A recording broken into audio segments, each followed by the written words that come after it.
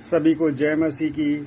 आइए हम अब्राहम के जीवन से देखते हैं कि अब्राहम जब परमेश्वर की आज्ञा के अनुसार अपने घर, अपने परिवार, अपने कुटुंबियों को छोड़ करके जब वो उस प्रतिज्ञा के देश में जाने के लिए निकला, तो वो परमेश्वर से किस प्रकार जुड़ा रहा। परमेश्वर ने अब्राहम को हर प्रकार की आशीषें देने का वादा किया।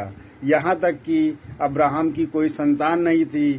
परमेश्वर ने अब्राहम से कहा कि मैं तुझको आकाश के तारागणों के समान तुम्हारे पुत्र पुत्रियां होंगी और तुम्हारा वंश ऐसा ही हो गया। अब्राहम अपने देश को छोड़ करके जब चला, और जब वो अब्राहम शकेम में, जहां मोरे का बांज वृक्ष है, पहुंचा, उस समय उस देश में कनानी लोग रहते थे। तब यहोवा ने अब्राहम को दर्शन देकर कहा, ये देश मैं तेरे वंश को दूंगा और तो उनका मूल पिता होगा। अब्राहम जहां कहीं भी जाता था, वो परमेश्वर के लिए भेंट और बलिदान चढ़ाता था। कहते हैं कि वहां भी उसने यहोवा के लिए एक वेदी बनाई और यहोवा से प्रार्थना की, और अब्राहम आगे बढ़कर दक्षिण देश की ओर गया।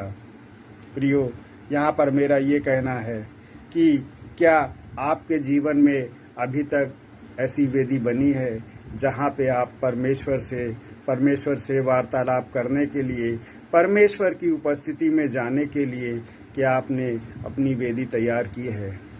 या आप भी कहीं जब जाते हैं तो क्या वहाँ पर कोई वेदी बनाते हैं?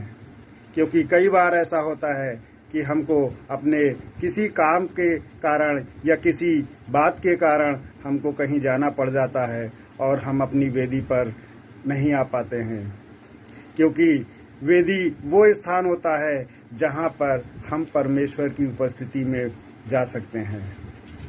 वैसे तो परमेश्वर ने, प्रभु यीशु मसीह ने सारे नियम कानूनों को तोड़ दिया है, लेकिन वेदी का महत्व अब्राहम के जीवन में और भविष्यवक्ताओं के जीवन में महत्वपूर्ण था। अब्राहम जहाँ कहीं भी जाता था, वो सबसे पहले वेदी बनाता था। इसके बाद अब्राहम जब आगे भी गया तो वहाँ पर भी उसने एक परमेश्वर के लिए, यहोवा परमेश्वर के लिए वेदी बनाई, और वहाँ पे उसने परमेश्वर को बलिदान चढ़ाए और उसका अभिषेक किया। कहते हैं कि हमारे जीवन में जब ऐसी वेदी नहीं होती है तो हम परमेश्वर की उस उपस्थिति में नहीं जा पाते हैं जिस उपस्थिति में हमको जाना चाहिए। हम परमेश्वर से उस तरह से नहीं जुड़ पाते हैं जिस तरह से हमको जुड़ जाना चाहिए, क्योंकि वेदी वो स्थान होता है जहाँ पे हम परमेश्वर से पवित्र रूप से परमेश्वर से भेंट कर सकते हैं।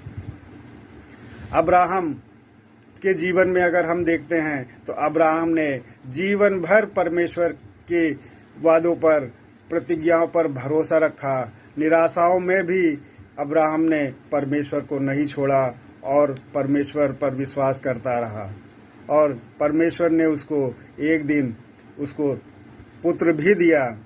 लेकिन अब्राहम ने धीरज धरा, संयम धरा और परमेश्वर पर नित्य वो बलिदान चढ़ाता था। जब परमेश्वर ने अब्राहम की परीक्षा की कि जब उसका पुत्र हुआ तो अब्राहम ने अपने पुत्र को भी ना रख छोड़ा और वो परमेश्वर के लिए उसको भी बलिदान करने के लिए तैयार हो गया था। ऐसा ही हमारे भी जीवन में होना चाहिए। हम परमेश्वर के लिए विश्वास योग्य पात्र बनने पाएं, इसके लिए हमको निरंतर परमेश्वर से प्रार्थना करनी है और परमेश्वर की उपस्थिति में बैठना है, उस अपनी वेदी पर जा करके। सभी को जय मसीह की।